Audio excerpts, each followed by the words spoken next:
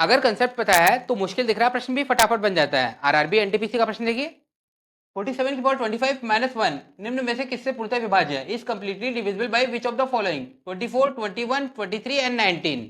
Concept है, अगर कोई नंबर या संख्या ए की पावर एन माइनस बी की पावर एन की फॉर्म में है और एन और नंबर या विषम संख्या है तो वो संख्या ए माइनस बी से डिविजिबल या विभाज्य होगी। अब प्रश्न में देखिए, 47 की पावर 25 माइनस 1 को हम लोग 1 की पावर 25 भी लिख सकते हैं। अब देखिए ये ए की पावर एन माइनस बी की पावर एन की फॉर्म में है और n 25 है जो कि ऑड नंबर या विषम संख्या है, तो ये संख्या a माइनस बी से डिविजिबल या विभाज्य होगी। मतलब 47 माइनस 1 या 46 से डिविजिबल या विभाज्य होगी। अब ऑप्शन में देखिए ये कहीं अवेलेबल नहीं है तो ये 46 के फैक्टर या गुणनखंड से विभाजित होगी। तो 46 का फैक्टर 23 इंटू 2 होता है और ऑप्शन में 23 अवेलेबल है, तो ये इसका राइट आंसर हो जाएगा। आरआरबी एलपी में पूछा गया ट्रेन, छुकछुक गाड़ी या लव पथगामिनी का प्रश्न देखिए, 145 या 145 मीटर लंबी एक रेलगाड़ी 655 या 655 मीटर लंबे ब्रिज या पुल को 36 या 36 सेकंड में पार करती है, तो रेलगाड़ी की स्पीड या चाल किलोमीटर पर घंटा या किमी पर हावर में ज्ञात कीजिए। हम लोग बचपन से जानते हैं कि चाल या स्पीड बराबर दूरी बटे समय या डिस्टेंस अपॉन टाइम होता है। रेलगाड़ी के केस में दूरी में रेलगाड़ी की लंबाई को जोड़ना पड़ता है, क्योंकि रेलगाड़ी का पिछला हिस्सा जब तक टारगेट या लक्ष्य को पार नहीं कर लेता तब तक उसे पार नहीं माना जाता। जैसे यहाँ प्रश्न में रेलगाड़ी की लंबाई 145 मीटर दे रखी है, तो 145 मीटर को पुल की लंबाई 655 मीटर से जोड़ के दूरी मिलेगी और बटे समय 36 सेकंड दे रखा है, तो ये देखिए हो गया इक्वल टू 800 बटे 36 मीटर पर सेकंड पर आंसर किलोमीटर पर हावर में है, तो 1 मीटर पर सेकंड इक्वल टू 18 बटे 5 किलोमीटर पर हावर होता है। इसलिए ये हो जाएगा इक्वल टू 800 बटे 36 गुणे 18 बटे 5 किमी पर हावर। अब देखिए 18 से 36 दो बार में और 5 से 800, 5 के में 5, 5 का 30, 5 0 160 बटे 2 या 80 किलोमीटर पर हावर, और ऑप्शन नंबर सी इसका राइट आंसर होगा। एसएससी सीयूपी में आया डिविजिबिलिटी या विभाज्यता का प्यारा सा प्रश्न देखिए, यदि संख्या या नंबर 6336633p या 633 663 3p 132 या 132 द्वारा डिविजिबल या विभाज्य है तो p का मान क्या होगा? क्योंकि ये संख्या 132 या 132 द्वारा डिविजिबल या विभाज्य है तो ये इसके फैक्टर या गुणनखंड 12 इंटू 11 12 गुणे 11 या फिर 3 इंटू 4 इंटू 11 3 गुणे 4 गुणे 11 से भी डिविजिबल या विभाज्य होनी चाहिए। अब 3 का डिविजिबिलिटी या विभाज्यता का रूल कहता है कि if the sum of all the digits of the number is divisible by 3 then it is divisible by 3, या संख्या के अंकों का योग 3 से डिविजिबल या विभाज्य होना चाहिए तब संख्या 3 से डिविजिबल होगी।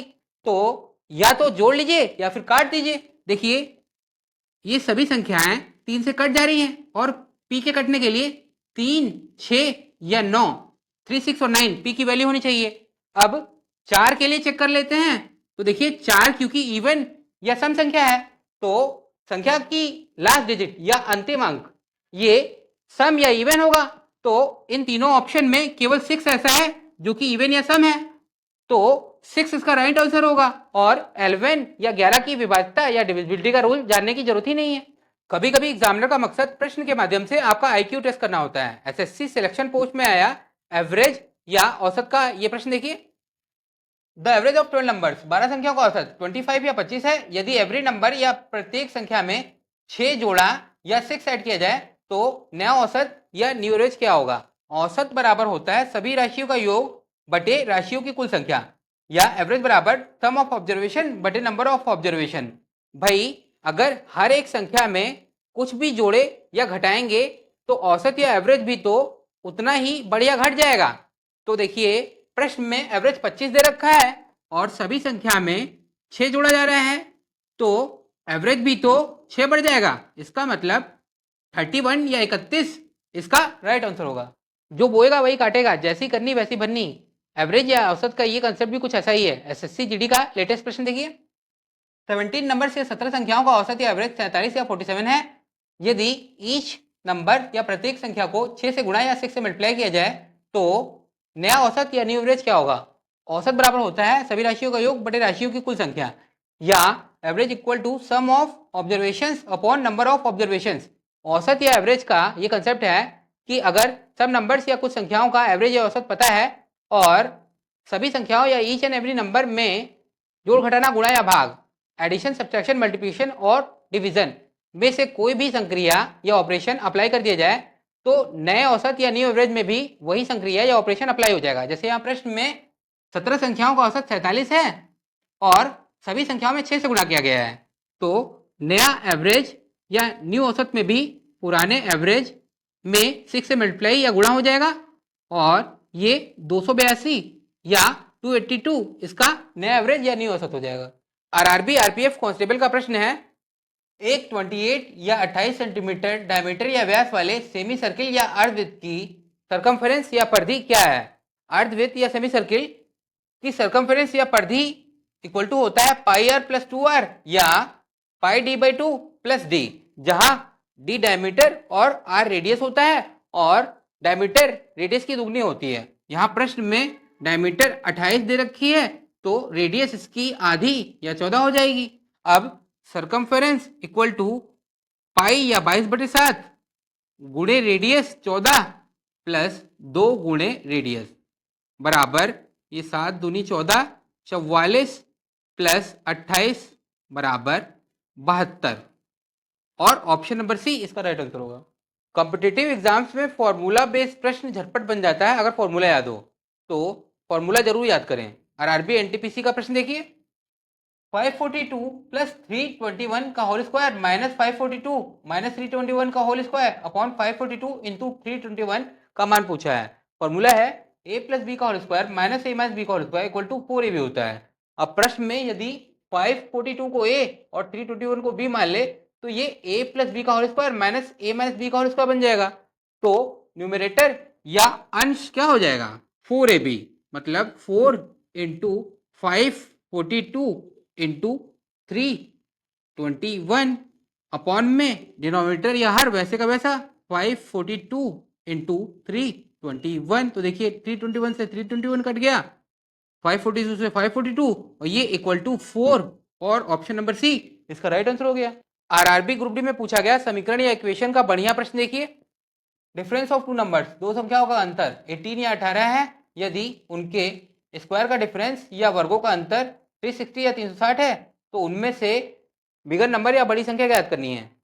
क्योंकि दो संख्याओं का अंतर 18 है, मान लीजिए एक x है और दूसरा y है, x बड़ी है और y छोटी है, तो इसका डिफरेंस 18 या 18 है और उनके स्क्वायर का डिफरेंस या वर्गों का अंतर 360 दे रखा है, तो x square minus Y square को हम लोग x plus Y into X minus Y भी लिख सकते हैं, ये हो गया इक्वल टू 360। चूंकि a plus B into A minus B equal to A square minus B square होता है, तो इससे x plus Y equal to 360 upon 18 या 20 आएगा और x माइनस वाई हम लोग को 18 पता है, तो क्योंकि बड़ी संख्या x है तो जोड़ लीजिए, y से y कट जाएगा 2x इक्वल टू 38, तो x इक्वल टू 38 अपॉन 2 या 19 और ऑप्शन नंबर सी इसका राइट आंसर होगा। अगर बोर्ड मास नहीं पता तो ऐसा प्रश्न शायद ही सही बने, इसलिए बोर्ड मास जरूर सीखिए। बोर्ड मास मतलब पहले ब्रैकेट सॉल्व कीजिए, फिर ऑफ, फिर डिवाइड, फिर मल्टीप्लाई, फिर एडिशन और फिर सब्सट्रैक्शन। जैसे यह प्रश्न में पहले ब्रैकेट के अंदर ऑफ को सॉल्व करेंगे, मतलब 1/27 इंटू 729 को हम लोग 27 का स्क्वायर भी लिख सकते हैं, तो ये हो गया 27 से 27 का स्क्वायर कट जाएगा तो 27 बचेगा और बाकी वैसे ही उतार लेते हैं, 2019 डिवाइड बाई 3 प्लस ब्रैकेट के अंदर, अब ब्रैकेट हटा दीजिए। अब देखिए पहले डिवाइड सॉल्व होगा, तो ये हो गया 3 6 18, 3 7 21 और 3 3 9 प्लस 27 इक्वल टू 700 और ऑप्शन नंबर ए इसका राइट आंसर होगा। बीजगणित के फॉर्मूला ज्यादातर टॉपिक्स के तिकड़मी सवालों को बनाने में मदद तो करते ही हैं, साथ ही अगर डायरेक्ट बीजगणित का फॉर्मूला बेस्ड प्रश्न पूछ लिया तो मजे ही मजे हैं। आरआरबी एनटीपीसी का प्रश्न देखिए, अगर x इक्वल टू 12 और y इक्वल टू 7 दिया हो तो x square plus Y square minus x Y upon X cube plus Y cube का मान बताना है। अब X cube plus Y cube equal to होता है X plus Y into X square plus Y square minus x Y. तो इसे denominator या हर में पुट कर दीजिए और न्यूमिनेटर या अंश को वैसे ही रहने दीजिए। तो ये हो गया x square plus Y square minus x Y upon x plus Y into में x square plus Y square minus of x y. अब देखिए x square plus Y square minus x y से x square plus Y square minus x y एक बार में cut जाएगा। ये हो गया 1 अपॉन एक्स प्लस वाई या 1 बटे एक्स मतलब 12 प्लस वाई मतलब 7 इक्वल टू 1/19 या 1/19 और ऑप्शन नंबर बी इसका राइट आंसर हो गया।